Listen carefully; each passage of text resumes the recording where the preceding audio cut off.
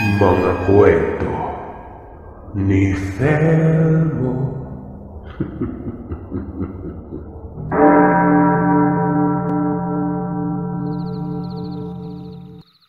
Tumitig siya kay Mateo na para bang nagsisisi ang mukha niya noon. Pero hindi na lamang siya nagsalita pa. Tumango na lamang ito at umuwi na noon. Doon ay kinausap niya kaagad ang tatay Andres at nanay Piringna. Tama at nagalit nga ang mga ito pero hindi pa naniniwala. Hanggang sa sermon lamang na kung ano-ano na lamang daw ang pinagsasasabi ni Enteng noon. Maya-maya pa'y dumating itong si Mateo. Pinatotohanan ng mga sinabi ng binata. Sinabi pa nito na tingnan umano ang kanyang itsura. Nagkadugo-dugo siya dahil napalaban sila sa aswang noon. Totoo ang sinasabi po ni Enteng. Mang Andres, pasensya na. Hindi inaasahan na mapapasaba kami sa aswang kaya kami natagalan . Pero delikado dahil nakapatay kami ng isa. Kung may malilipatan po kayo pansamantala, dun muna kayo. At hanggat hindi pa natitiyak yung kalagayan niyo dito, wag mo muna kayong babalik. Namumula sa galit si Tatay Andres doon. Habang si Nanay Piring naman maging ang kapatid ng binata na si Sarah. Umiiyak ang mga ito. Ang sabi ni Tatay Andres, Ito na yung napala mo Enteng dyan sa kalokohan mo. Anong sabi ko sa'yo dati? Huwag kang susubok sa ganyang bagay. Yang pagiging albularyong yan, kapahamakan lamang yan. O ngayon ano na? Pati kami damay na. Guys, bueno, may malilipatan naman. May kapatid ako dito. Nasa lungsod. Anong gagawin nyo ngayon? Ayon naman kay Mateo, magpapaiwan si Enteng. Magiging delikado ang kalagayan ng anak nila, pero hindi niya pababayaan ito. Basta't magtiwala lang umano sa kanya. Kayong bahala. Total pinasok mo na din yan, Enteng. Lutasin mo yung problemang yan. Kitang hirap tayo sa buhay.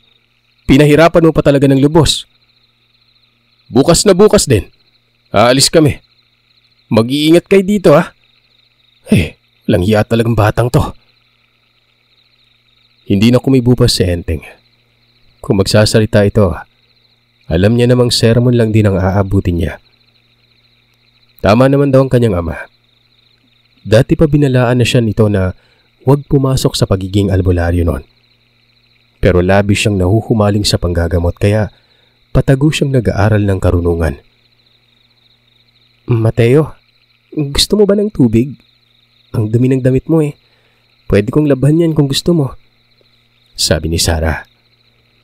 Bigla na lang nagbago ang ihip ng hangin nun. Yung dismayadong mukha ni Enteng. Napasimangot. Pinangdilatan ng mga mata ang kapatid nito. Inantay lang talaga na makapasok ng bahay ang mga magulang nila. Tapos naglandi kagad kay Mateo. Gusto mo labahan ko mukha mo, Sarah? Pumasok ka sa loob. Kung makahirit ka, para kang hindi babae . Sa harap ko pa talaga . Pasok na, Sarah, dali. Ikaw naman, Mateo. Ginagayo mo yung kapatid ko, no? Hindi ka naman kagwapuhan.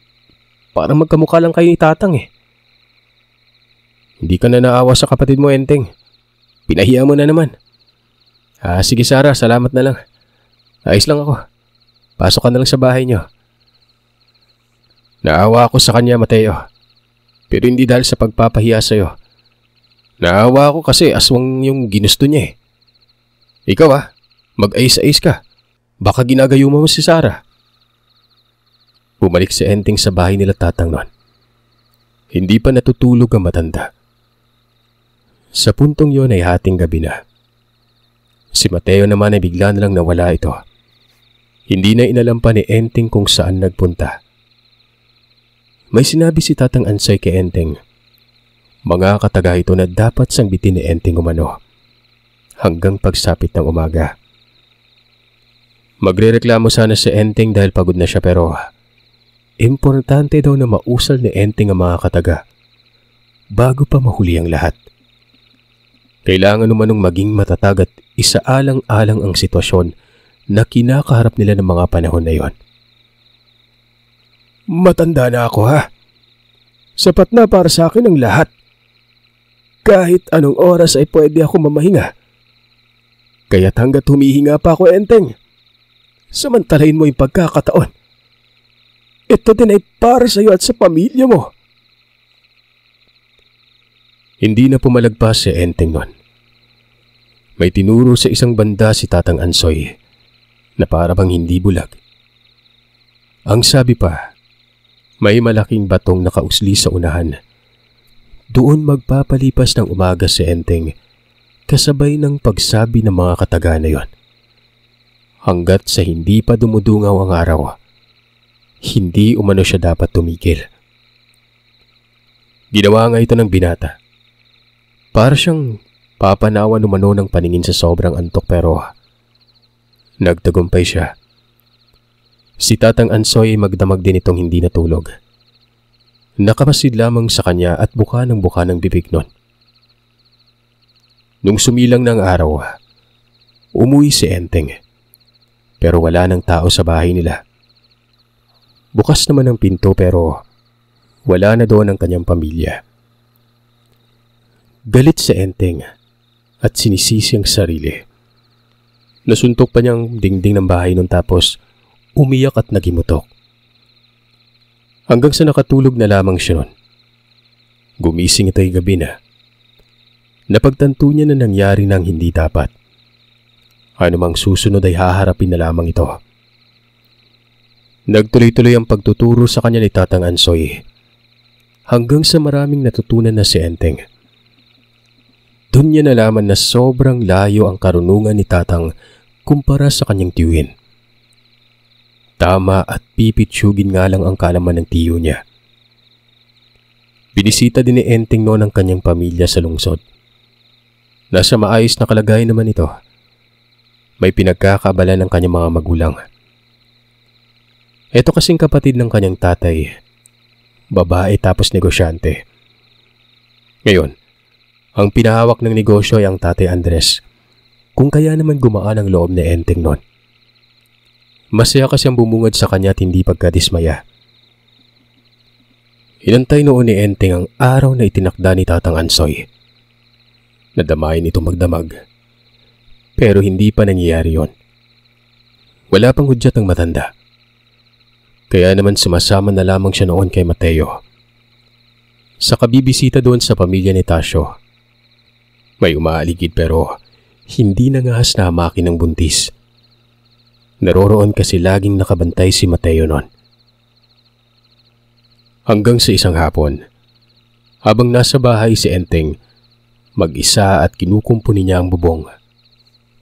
Biglang dumating itong si Mateo. Bagsak ang mukha na para bang sobrang laki ng problema. Ang wika nito sa kanya, "Oras na, Enteng. Ngayon ang araw na yon. Kapag natapos ka dyan, pumunta ka sa bahay." Napakunot na mukha ni Enteng. Hindi niya tinapos ang ginagawa. Sa halip ay sinabi niyang pupunta siya ngayon din. Nang makarating sa bahay ni Tatang Ansoy, nakahiga sa papag ang matanda, tapos may kandilang nakatirik sa dulo ng ulo at panon. Para bang patay na ang matanda. Kung kaya naman pumasok ito sa bahay. Pero bigla na lamang umano itong nagsalita ng, "Enteng, ikaw na ba yan? Amoy pawis ka pa. Umari ka't lapit ka ng konti. Pakapamuli na mukha mo." Lumapit naman ang binata nun. Sa mga oras na yon ay nawala ng kanyang pagiging aligaga. Maayos naman pala. Akala niya kasi patay na. Tinapa ni Tatang ang kanyang mukha nun. Habang nangyayari yon, nakikita niyang nakabaling ang mga mata ni Tatang Ansoy sa kanya. Para bang nakakakita ito. Kumikipat-kipat pa yon. Hanggang sa bigla na lamang lumuha ang mga mata nito. "Nahawakan ko na ang mukha ni Mateo. Ngayon ay sa'yo naman. Kahit papano'y mailalarawan ko sa isip ang mga itsura nyo sa pamamagitan ng matandang palad ko. Kahit papano, mababaon ko ang mga alaala ninyo Ibinaba ng matanda ang kanyang kamay. Tapos ay bumuntong hininga. Magpapahinga na ako. Oras ko na. Sapat na ang panahon na ibinigay sa akin para mabuhay. Enteng, alagaan mo ang prinsipyong pinaninindigan mo. Manatili kang mabuting tao at higit sa lahat. Aalagaan mo ang huling bagay at karunungang ibibigay ko sa iyo. Huwag kang maging mapusok sa lahat ng bagay. Kailangan mong maging kalmado para makapag-isip ng tama. Magkaroon ng respeto sa sarili, sa iba, at lalong-lalo na respeto at takot sa Panginoon. Alam ni Mateo kung saan nakalagay ang mga gamit ko. Siya na ang bahala sa iyo. Kapag inangat ko ang kamay ko, hawakan mo. Mateo! Enteng! Maraming salamat. Paalam. Nanginginig na iningat nito ang kamay. Mabilis namang hinawakan yun ni Enteng na bitbit ang pagtataka sa mukha. Hanggang sa mapansin niyang hindi na humihinga ang matanda nun. Unti-unti nang pumipikit ang mga mata niya. Ilang saglit lang. Narinig niya ng pagugulgol ng iyak ni Mateo sa labas ng bahay. Kinapaka pa niya si tatang pero wala na talaga nun. Habilin na pala yung mga huling sinabi nito. Pagkabitaw niya sa kamay ng matanda, nakita niyang isang batong kulay puti sa kanyang palad. Bilog ito, maliit, na mas malaki lamang ng konti sa may holen. Mainit-init umano yun, na para bang siyang napapaso pero hindi naman siya nasasaktan. Napapaisip si Enteng na isa itong mutya at siya ang pinasahan ng matanda nun. Alinsunod ito sa mga nabanggit sa kanya kanina. Napatanong na lang si Enteng at hindi napigilang mapaiyak. Sabi niya pa sa sarili, tutuper niya ang mga habili ni Tatang Ansoy. Pumanaw ang matanda ng mga sandaling yon. Hindi lang mutya ang naipasa sa kanya, kundi maging ang kabuang karga sa katawan ng matanda. Naipasa din ito kay Enteng. Hanggang sa pumasok ng bahay si Mateo. Tapos ay tinabunan ng kumot ang matanda nun. Ang sabi pa, ibabaon sa katawan ni Enteng ang mutya. Kasabay nito ay ang oras din kung kailan ililibing si Tatang Ansoy. Teka, libing ka agad? Wala bang lamay muna? Siyempre may lamay. Tulungan mo nga ako. Basta ako ang masasabi ko lang, nakita ko ang isang huwarang tao sa pagkatao ni Tatang. Lahat ng mga sinasabi, may punto at kapupulutan ng aral. Bukod pa dyan, may higit pa sa anak ang turing niya sa akin eh. Inasikaso nga nila si Tatang Ansoy nun. Pinaglamayan yun ng 2 araw lang. Hindi kasi pinaimbalsa mo. Ito na rin ay habilin na rin ang matanda. Kung ano siya sa pagkamatay ay ganun din sa pagkalibing nun. Dahil dito, maging ang suot ng matanda noong pagkamatay, yun din ang suot sa may lamay. At pagkalibing, hindi siya nakasilid sa kabaong. Binalot lamang ito ng banig. Doon lang din sa likod ng bahay nito inilibing. Sila lamang din at ilang mga kakilala na malapit kay Tatang Ansoy. Habang nangyayaring libing, may sugat na sa tagiliran si Enteng. Sa bandang tadyang ito. Ito ang paglalagyan ng mutya sa oras na mailubog na sa lupa ang labinon. Pagkatapon ng lupa ay doon na naghudyat si Mateo ng pagtangunang ibig sabihin. Ibaon na ang mutya. Walang nakakaalam nun dahil napakaselan at hindi pwedeng may ibang makakaalam. Kung kaya naman kahit sobrang sakit ay tiniis na Enteng ito.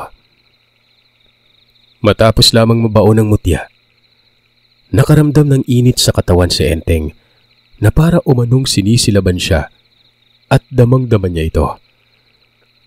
Pero sa kabila ng pagkabalisa dahil sa pangyayaring yon, kalmado lang si Enteng. Hanggang sa matapos ang libing at wala ng ibang tao maliban sa kanilang dalawa ni Mateo. Doon pa siya dumaing ng pagkasakit-sakit nun. Aray! Sakit! Ang init ng katawan ko. Ano bang klase ng tangan to? Hindi ko alam, Enteng. Pero ang sabi sa akin ni Tatang, piraso daw ng bulalakaw na kulay puti. Hindi ko hinahawakan yan. Siya lang yung nagdukot niyan sa katawan niya nung araw na mamamatay na siya. Nakakasilaw eh. Doon ko palang nalaman kung bakit takot sa kanya yung mga aswang. Yan pala yung dahilan. Diyan pala sa tangang yan. Nga pala, mamayang gabi, balikan natin yung bahay nila Tasyo. Dali mo na yung gamit ni Tatang. Mamaya, ipapakita ko sa'yo. Ang totoo, bagamat may kakaibang sakit na dulot ang tangang yon sa katawan ni Enteng, nawala din ito mga 1 oras ang nakalipas. Pagkapapa niya sa kanyang tadyang, sa maniwala man kayo o sa hindi, naroroon ang sugat pero hindi niya nararamdaman o nakakapa ang umbok ng mutya na yon. Sinabi niya kay Mateo ito. Nagtanong siya dahil nawala sa dibdib niya mutya pero ayon kay Mateo, malamang daw ay nasa kaugatan na ito ni Enteng. Kumbaga, parang natunaw yon at umanib sa kanya ito. Sa oras na dumating ang panahong mamamatay si Enteng, ay makakapa niya na ito o hindi naman kaya'y lalabas ng kusa sa katawan. Kasama ito sa mga sinabi sa kanya ni Tatang Ansoy. Buhay na buhay umano ang tangan para itong may sariling pag-iisip. Naniwala naman si Enteng. Ang tanong nga lang, ano ang ibibigay nito sa kanyang katawan? Nananabik si Enteng sa mga puntong yon dahil kung may abilidad na hindi pangkaraniwan ang matanda nung nabubuhay pa, tiyak, mangyayari din yon sa kanya. Kinagabihan, ipinakita na ni Mateo ang lagayan ng gamit ni Tatang Ansoy. Malaking buko ng kawayan ito. May takip. Yun bang parang sugong sa pagtutuba? Nasa ilalim ito ng aparador. Tinuro lamang ni Mateo yon dahil hindi niya daw mahawak-hawakan ito. Ikaw na lang yung musisa. May patalim dyan. Mag-iingat ka.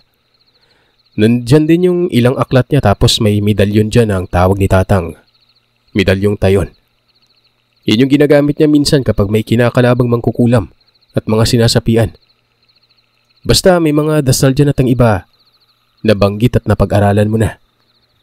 Huwag mo nga lang sambitin kapag nasa malapit ako dahil pwede akong maapektuhan. Hiyari ka talaga sa akin. Tumangulang si Enteng. Sinuri niya ang nilalaman. Nakita niya doon ang 2 uri ng maliliit na aklat. Ang isang kulay itim ang tabon, habang ang isa naman ay kulay pula. Tapos ay may mahabang bagay na nakabalot ng tela. Pagsuri niya kung ano ito, isang punyal na may bronseng hawakan. Kinakalawang ang patalim nun, pero halatang sobrang talas umano.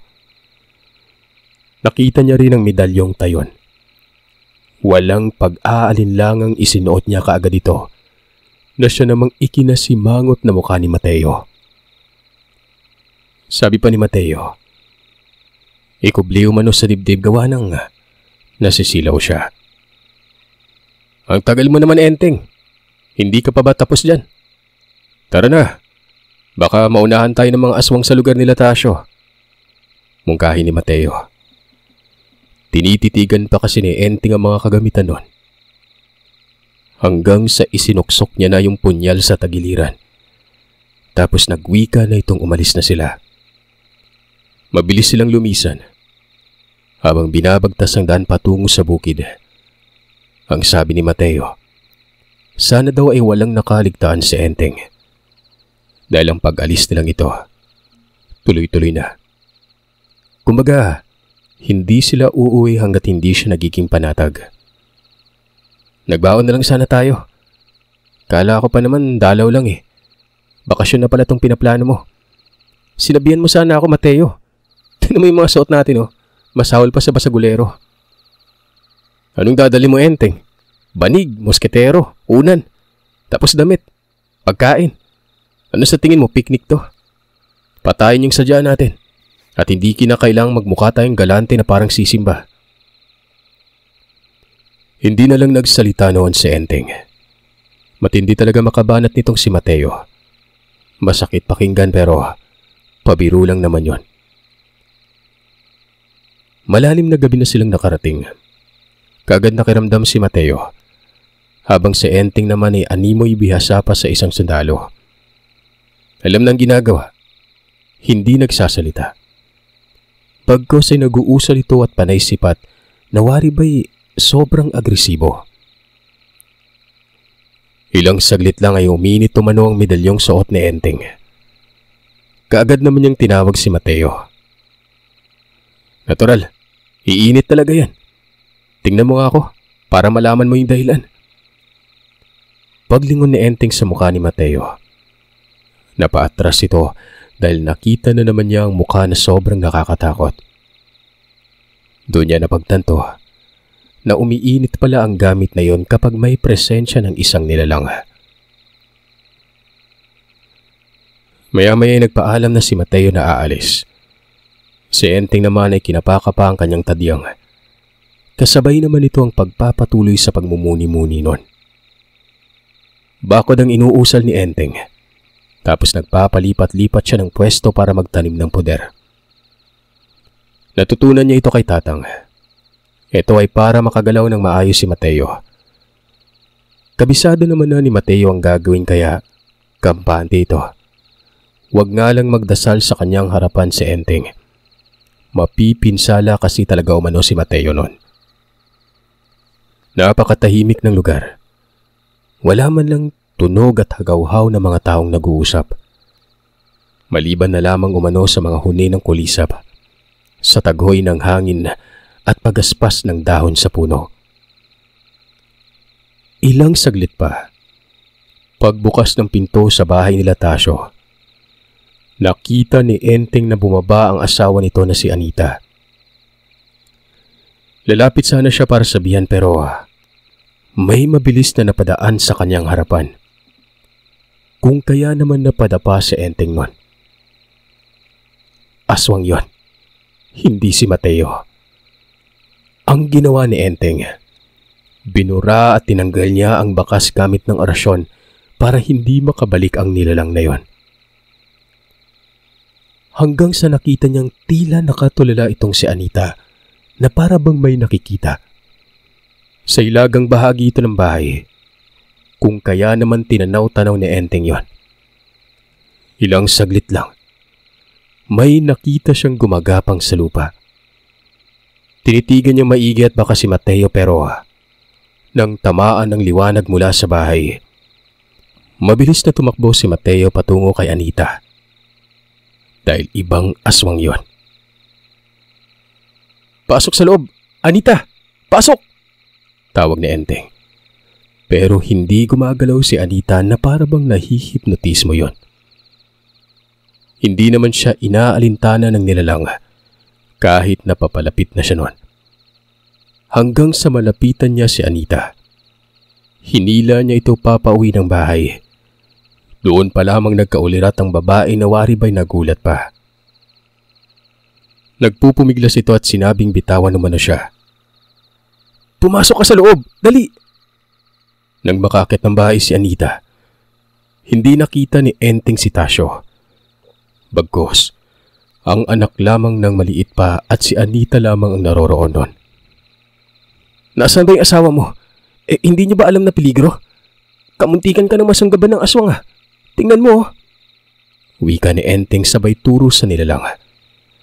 Napasigaw na lamang noon si Anita. Nakita nito ang nilalang na mabilis kumapang at naglaho na lamang sa may damuhan. Pero segundo lamang ang namagitan. Isang kakaibang pag-ungol ang umalingaw-ngaw sa lugar. Doon mismo sa kung saan naglaho ang nilalang na yon. Kasunod naman ito ay tunog iyak ng aso. Kung hindi nagkakamali si Enteng, nakikipagbuno na si Mateo. Sa mga puntong yon ay hindi siya lumapit. Nanatili siya sa may malapit sa bahay. Iniisip niya yung kanina. Panay iling itong si Enteng. Kung hindi niya kasi naabutan yon, malamang sa malamang ay patay na ang asawa ni Tasyo. Totoo at dumaan nga ito sa hipnotismo dahil parang wala ito sa ulirat nun. Maya-maya pa, kumalabog ang dingding ng bahay sa bandang likuran. Nawari ba'y hinampas ng kung anong bagay. Umakyat ng bahay si Enteng. Sinilip niya ang kabilang bahagi at doon ay nakita niya ang dalawang imahe. Hindi niya maaninag ang mukha pero alam niyang aswang ang mga ito. Kaliwat kanan kaagad ang mga pinakawalang dasal ni Enteng nun. Nakita niyang umatras ang dalawang nilalang at sa puntong yun ay hindi na magkamayaw sa kakasigaw si Anita. Nagmumura ito at sinabing nakipag-inuman umano si Tasyo kaya hindi nakapagpausok sa bahay. Irresponsable naman yung asawa mo. Kitang buntis ka eh. Dito lang kayo sa loob. Huwag kayo magbubukas ng pinto at bintana. Wika ni Enteng sabay tungtong sa bintana at lundag pababa. Kagad namang sinara ng buntis ang bintana maging yung pintuan nun. Si Enteng sa mga puntong ito, nakaangat ang kanyang kamay, patuloy sa pag-usal. Kinukumpas ang kamay hanggang sa umatras ng umatras ang dalawang nilalang. Sa hindi malamang dahilan, bigla na lang may sumulpot na pagkabilis at binangga yung isa nun. Napansin ni Enteng na si Mateo yung sumulpot. Mabilis niyang binunot ang kanyang punyal. Tumulong na siya kay Mateo. Tinamaan naman niya ng isang dasal ang dalawang nilalang at nakasisiguro siyang nanghina ang mga ito. Ay ngang nangyari, yung isa na patuloy sa pag-atras. Sinunggaban ni Enteng. Natumba yun at walang habas niyang pinagsasaksak ito. Habang nangyayari yon, kitang-kita ni Enteng kung paano bunutin ni Mateo ang lalamunan ng isa pang nilalang. Hindi na nakagalaw pa. Rekta itong bumulagta. Samantalang yung inuundayan niya ng pagsaksak ay nagpupumiglas pa ito kung kaya naman hiniwa niya ang leeg hanggang sa maputol yon. Sa puntong yon, napagtanto niya na yung napakabahong amoy galing pala sa mga aswang na yon. Sumambulag ito sa mukha niya. Nasuka si Enteng hanggang sa sinabi na ni Mateo na patay na ang tatlo. Wala nang iba. Kailangan na nilang puntahan ang lugar kung saan namumugad ang ilan. Iiwan na lang ba natin yung mga labi dito, Mateo? Ayop na yun. Ang baho ng aswang na to. Puntahan mo si Tasyo, Enteng. Sabihan mo siya na yung magligpit. Ayop, wala si Tasyo. Nakipag-inuman daw eh. Ano? Nagkabali-baliw tayo dito tapos wala siya? Makakatikim sa akin yung hayop na yan. Kaya pala asawa niya lang yung nakita ko. Dito ka lang ha. Pupuntahan ko. Mabilis na umalis si Mateo. Si Enteng naman noon ay pinagbuklod ng mga labi. Doon lang sa likod ng bahay niya yun pinagtumpok. Hanggang sa ilang saglit pa, nakita niyang nagtatatakbo si Tasyo pa uwi nun na parang baliw ito. Sumisigaw na may humahabol umano sa kanyang aswang. Napapailing na lang si Enteng. Tiyak na binagat ito ni Mateo sa daan. Nilapitan niya si Tasyo at sinabing nagdidelusyon na ito. Yan yung napapala mo, Tasyo. May mga aswang sa likod, pero patay na. Ikaw na yung bahala dun ha. Salamat ka't naabutan pa namin ha dahil kung hindi patay na sana yung mag-ina mo. Sarap mong kutusan. Magtanda ka na sana. Wika ni Enteng nun. Sabay talikod at alis sa lugar. Naroroon lang sa baba si Mateo. nakaabang sa kanya. Galit ang mukha nito at sinabi pang papatulan niya sana si Tacho kaso bigla na lang tumakbo. Sino bang hindi tatakbo sa ganyang itsura mo? Tara na, saan ba tayo pupunta? Ayon naman kay Mateo, sumunod lang daw sa kanya ang binata. Iisa-isahin nila ang bawat bahay ng mga dagwit noon. Dagdag pa nito, tama lang ang ginawa ni Enteng kanina. Ganon na ganon ang nangyari dati sa tatay niya at si Tatang Ansoy. Gaya ng sinabi ko, Enteng, ako yung sandata mo, ikaw yung sandalan ko. Sa kanluran tayo, malayo pa, mga isang araw sa normal na lakad. Pero kapag tinakbo natin, makakarating na tayo mamayang madaling araw. Wag na lang, Mateo, baka maiwan pa ako. Kakaiba ka kakaiba ka tumakbo. Hindi tayo magkakapareha. Fast forward tayo. Iniisa-isa nga nila noon ang bawat tirahan ng mga dagwit. Walang binuhay. Kahit paslit ay pinapatay ni Mateo. Sabi pa nito, ang binhi kapag tumubo ay magiging bantayon. Kaya mas maigi umanong ubusin ang lahat. Nakarating sila noon sa bandang bukiran ng Marawi. Iba-ibang nakakasalamuha nila sa daan. May mga karaniwang residente. May mga rebelde. Napaputukan pa umano sila noon sa loob ng gubat pero hindi na nila pinatulan ng mga ito. Iniiwasan na lamang nila mga rebelde noon. Maliban pa dyan, may panaka-naka din silang napapatay ng mga dagwit. Hanggang sa sinabi na ni Mateo na iisang lugar na lang ang pupuntahan nila. Ayon sa kanyang matagal na pagsusubaybay, dito nakatira yung pinakamatandang dagwit sa Bukidnon. May iba pa naman pero wala namang atraso sa kanya. Yun lamang na alam niyang nabibilang sa pangkat na pumatay sa kanyang pamilya ang dapat patay nun. Sa pagkakatansya ni Enteng nun, 1 linggo na silang nagpapagala-gala sa gubat. Saka pa lang nakapagdesisyon itong si Mateo. Napuntahan ang huling punteriya. Pagod man, pero tila ba hindi niya na iniisip si Enteng nun. Basta, habang nasa gubat ay mas lalo siyang nagiging mabangis umano. Para nung manong taong gubat sila nun. Masahol pa sa dugyot itong si Enteng. Napakarumi na ng kasuotan. Samantalang ito namang si Mateo ay nakahubad pang itaas lang. Hindi naman kalayuan ng lugar na yon. 4 na oras lamang daw itong nilakad nila mula sa kanilang pinagpahingahan. Nung marating na nila ito, karaniwang nahin lang na aakalain mong napakapayapa.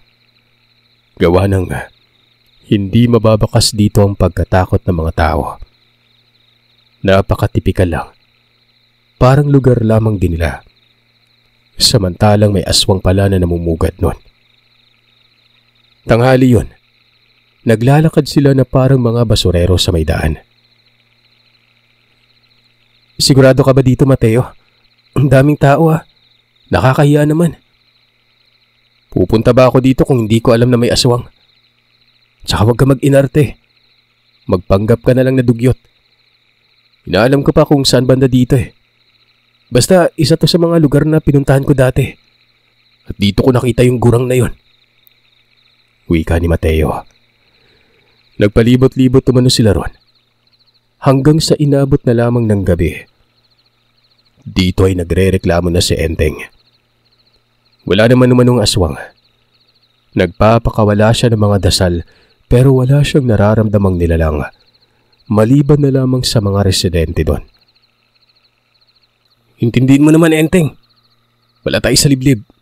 Kitang ang daming tao dito Mabuti sana kung iisang bahay lang. Magantay lang tayo. Maghanap tayo ng magandang pwesto. Huling gabi na to. Kapag napatay natin yung matanda, uuwi na tayo. Nagtago sila sa isang lugar doon. Lumalim ng lumalim ang gabi. Talagang bantay sarado nilang lugar. Hanggang sa maya-maya ay uminit tumano ang medalyon. Mabilis tinitigan ni Enteng si Mateo. Baka kasi nag-anyong aswang ito pero hindi. Nararamdaman mo ba, Mateo? Tanong ni Enteng noon. Ang alin? Wala naman akong nararamdaman eh. Umiinit yung medalyon. Maging yung katawan ko umiinit din. Parang may iba sa paligid. Maghiwalay tayo. Doon ako sa dulo. Ikaw sa kabila. Tingnan natin kung may lalabas ba na tao. Bah, parang mas maalam ka pa sa akin ah. O sige, maghiwalay tayo. Mabilis na nawala si Mateo matapos nang makapagsalita nito. Si Enteng naman ay naglakad sa gilid ng kalsada. Lubak-lubak na kalsada ito at maputik pa. Gawa ng umulan nung nakarang araw. Napakatahimik na lugar pero maliwanag naman dahil may ilaw ang mga poste noon. Pasipat-sipat noon si Enteng hanggang sa makapansin ito ng bata na biglang tumawid sa kalsada at naglaho na parang bula. Iba na ang hinala ni Enteng ng mga panahon na yon. Hinahanap niya si Mateo pero hindi niya nakikita. Bali ganito man ang postura ng lugar noon. May daang lubak-lubak na pabilog.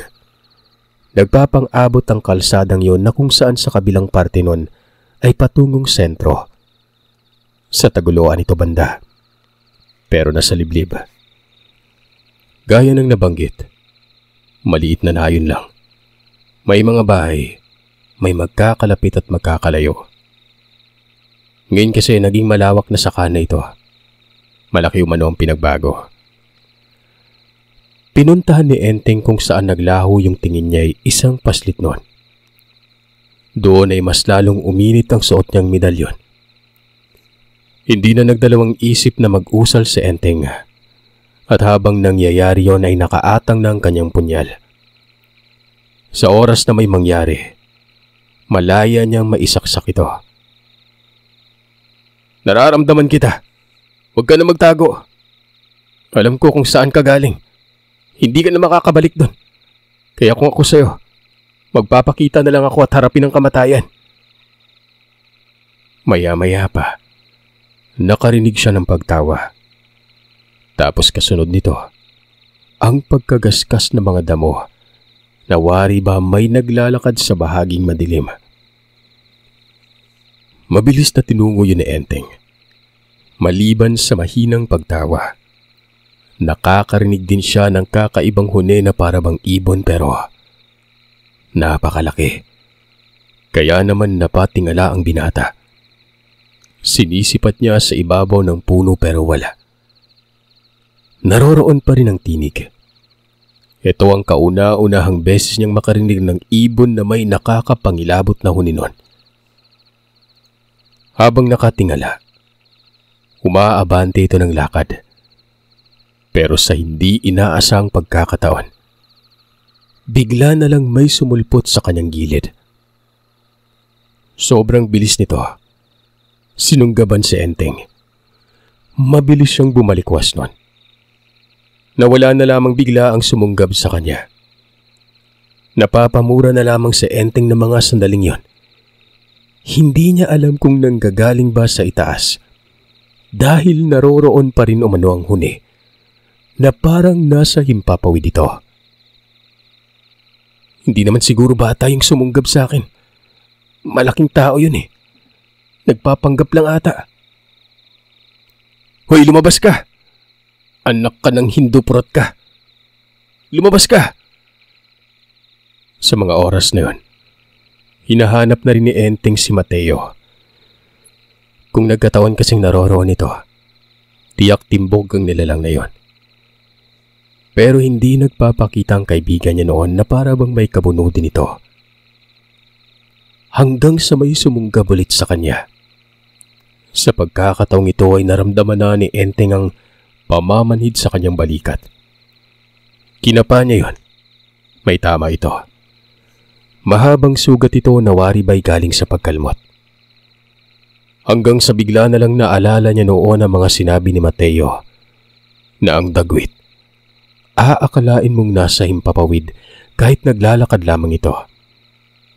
Sa madaling salita, magaling sa linlang ang uri ng dagwit. Doon niya palang napagtanto na nasa baba lang ito. Hindi pa siya nakaharap ng aswang na gumamit ng linlang. Magmula nang mangyari yon ay hindi na umabante ng lakad si Enteng. Hindi siya gumalaw. Nakiramdam lamang siya sa paligid hanggang sa napansin niyang may gumagalaw sa may damuhan. Paparating ito sa kanya kung kaya naman inihanda na ni Enteng ang kanyang sarili. Para ba umanong nakatsamba? Dahil nang lumabas ang nilalang, nasalubong niya ito at napuruhan pa yon sa dibdib. Dahilan namang hindi na nakapagtago pa. Dumapa na lamang ito sa kanyang harapan at humahangos.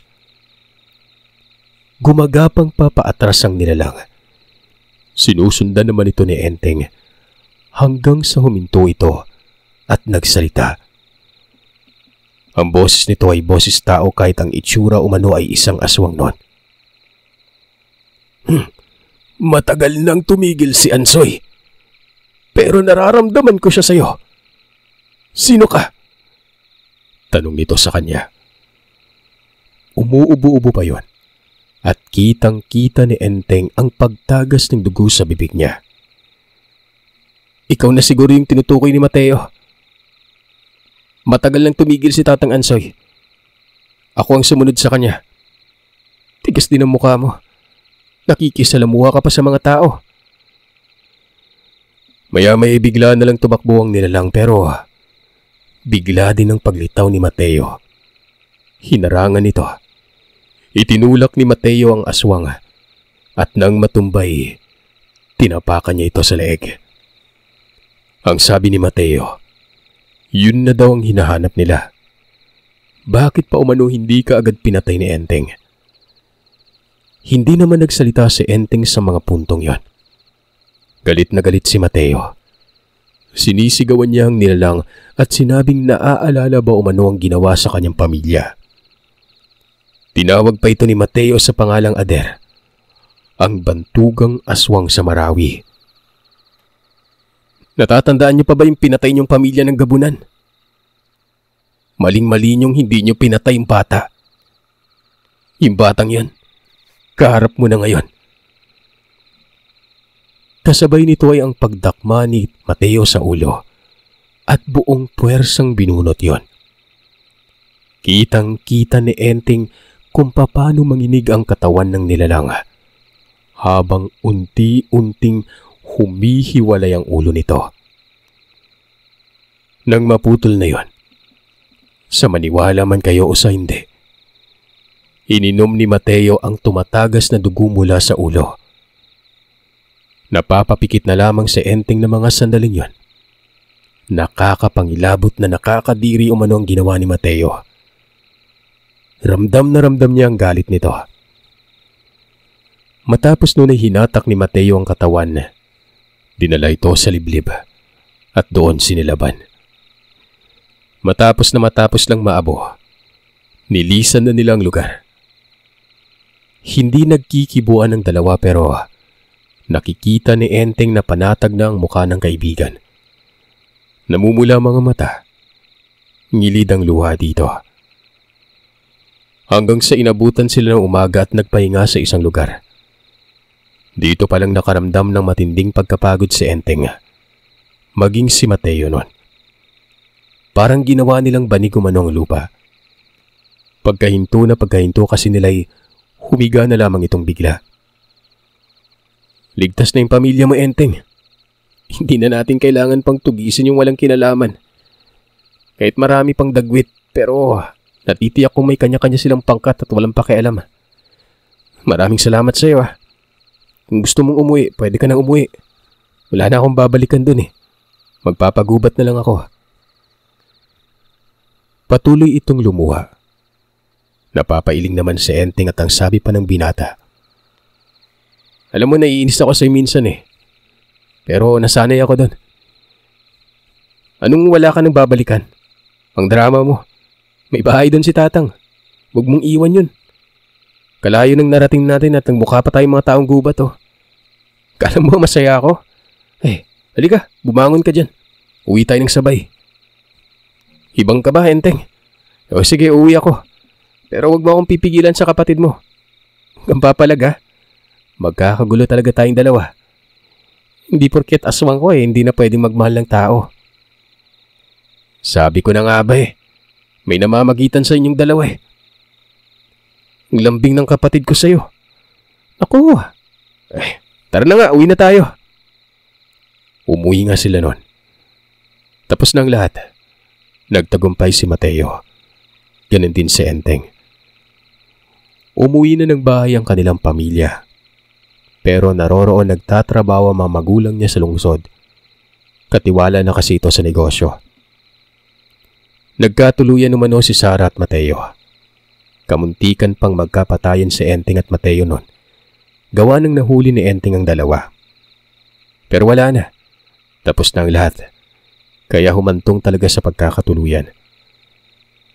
Mabutit nilihim ni Mateo ang pagkatao niya. Nirespeta naman ito ni Enteng. Inaalalayan din naman ito ni Enteng para hindi sumpungin nun. Hanggang sa magkapamilya na silang dalawa. Sanggang dikit pa rin. Bayaw ni Enteng ang kaibigan niya. Ang kaibigan niyang isang aswang.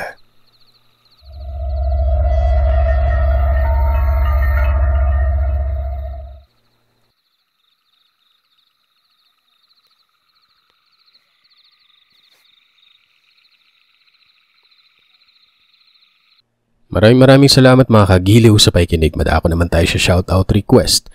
Sa mga gusto magpa-shoutout, i-message nyo ako sa Facebook page, sa Instagram at email na nakalagay sa description ng bawat story. Iwasan natin yung shoutout request sa comment section dahil hindi po natin siya ina-acknowledge, okay? Shoutout sa mga bago at nag-renew ng kanila membership. Shoutout kay Cher Irene Marcelo, kay na Jemarv Parcero and Shendi Tabigne ba to? Tama, no? Ito yung mga bago nating member. Yun, maraming salamat po sa papa-member. Happy 1 month kay Maria Flores Lamban. Happy 2nd month kina Chris Mendoza, Tinay Zeremse, Brian Limbawan, and Eve Bunny. Happy 3rd Denmark Arisgado and Manny Versosa. Happy 4th Kat G and Rionette and Raymi. Happy 15th Iazan. Happy 6th Lana. Happy 7th Christine Joy Bascugin, Laika Ibanez, April Gem Akma, and Tiny Lanciola. Happy 8th Rosel Perth, Jalupag Ong, Jennifer Moralejo, and Rachel Calling. Happy 9th Elaine Pitil, Arcjuns Vlog, Arthur Blas, and Kay Abalos. Happy 10th Emmy Bumatay. Happy 11th Mayo 13. Happy 12th Elma Kumaki. Happy 13th Charmaine Espina. Happy 14th Windy Chantal Alvero, Glenda Valdivia, and Steph La Chica. Happy 15th Demi Bilarga and the Kench 26th. Happy 16th Loris Putian. Happy 17th April Bilarga, Babylin Dading Abbas, and Maribel Lobrigo, and Joel Arms. Happy 18th Krista Jane 123, Beth Abinario. Happy 19th Allen 13 David, Gigi Tiro, and Ana 23. Happy 21st Maylani Milar Matalobos and Thomas John. Happy 22nd Reyna T. Payungayong and Hagler Fulido. Happy 23rd Manila Puten and Jendal 77. Happy 24th Brendalyn De Los Reyes. Happy 25th Richmar Jordan, Merle Alonso, Kate Bawalan, and Queen Ann Mojado. Happy 26th Bolis Hype Mux TV. Happy 27 Marts B and Leia Andesa. Happy 28 Margaret Esparza 2691 and Rain YouTube Roblox. Happy 29th Luciana Amor, Jeff Cordeta, and Jillian Sibayan. Happy 31st Ang Sundo Horror Stories. Happy 32nd Christian De La Cruz, Christine Olson, Leticia Suzuki, and Clay Thins. Happy 35th Maya Acera and Maria Andrea Luz Tobianosa. Happy 37th Benji Gallardo. Happy 30th Dian 17. Happy 40th Diane Dominguez, Maria Teresa Pineda, and Dance Densho. Happy 41st Dian D. Peralta, Regan Simon, Mr. and Mrs. Channel. Happy 42nd Alisa Bernal. Happy 43rd Elaine Almera. Happy 45th Tess Quitano. Happy 46th Anya And last but not the least, happy fortnight, Ma'am Sarah Jane Doromal. Sa mga nag-message naman, promote ko lang yung isang animation channel, no? Mr. or Mr.J. Pablo Animations. So, may mga 3K subs na to. Promote ko lang. Subscribe na kayo sa kanya. Siguro makikita niyo siya kung magko-comment siya ngayon. Good PM, sir. Magpapa-shoutout ako ang mga grupo diri sa Iloilo na na-addict na gid sa imo. Shoutout na gali kay Nong Lang. Iya good name una ko ipamention kay iya ni request nga malawag mo name niya. May junior nga ginhimo Lola B imo nga tingog. Kay Vincent, Toto Harold, Noki, and Idoy. Kampay kay Mami Pors and Daddy Ping. Kag sa akon Iloy nga si Lola Jelly. Thank you, sir. God bless from Mix Pulmones. From Jack A. Silva naman. Shoutout Ferdinand Ramos of Valencia, Negros Oriental. Kasama ng girlfriend ko, si Dailin Suito na nangyanggaw sa akin na makinig sa mga stories mo. I've been listener for almost a year na po. Good luck po sa channel. Good evening, sir. Grabe, inaabangan ko talaga yung series ng kwento mo na manunugis ng aswang sa Bicol. Magandang kwento lang na may halong love story. Yun talaga ang nagpa-hype sa akin. Makinig. Salamat po. Sana ma-shoutout mo kami. My wife, Coca Edoloverio. My twin daughters, Ivory and Ivony. Ivory and Ivony, no? Hindi Ebony. Edoloverio. CJ Carlisle Edoloverio. Azeka Vine Edoloverio. Jandel Edoloverio. At sa mga bagong nayanggaw ko makinig na sina Marvin Barluado at Jepoy Kiamco from your longtime listener, Jonex Edoloverio. Maraming salamat, sir. God bless you and your family always. Thank you po. Shoutout din kay Sir Vic ng Ang Pahina at pinapa-shoutout niyang babae, si Karina, ay hindi pala, joke lang, si Ethela Garcia. Naku, mali yung nabasa ko. Yari tayo kay Sir Vic. Nagpapa-shoutout, birthday kasi nila September 29, so sabay silang nag-birthday. Belated happy birthday sa inyong dalawa. Ay mga kagiliw, maraming salamat sa inyo. Happy weekend po.